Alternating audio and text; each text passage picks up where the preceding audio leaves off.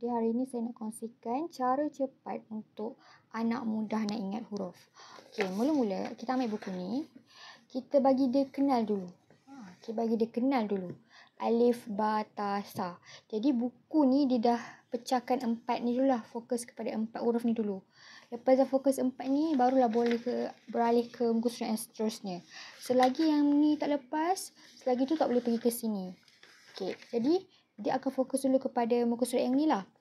Jadi murid pun dia baca alif, ba, ta, sa ni ulang-ulang muka surat ni sampai habis. Kalau dia lepas, kita tanda. Kalau dia tak lepas, kita bulat. Contohlah, dia masih tak lepas semua ni. Okay. Kita ambil buku kosong, kertas kosong. Kita suruh murid ni tulis balik atas kertas yang ada garisan. Sebab kita pada masa yang sama, kita boleh latih dia untuk tulis atas garisan. Okay, jadi alif. Okay, tulis alif. Sambil tulis, sambil sebut. Ba. Ta. Sa. Okay, ulang lagi. Alif.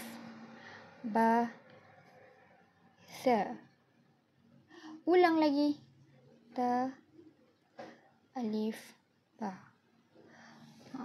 Kita pakai kertas. Kalau dia tak ingat dengan mulut, kita ulang-ulang. Tak ingat juga, kita ambil kertas, ambil pensel, tulis semula. Bila kita ulang-ulang, boleh akan mudah ingat.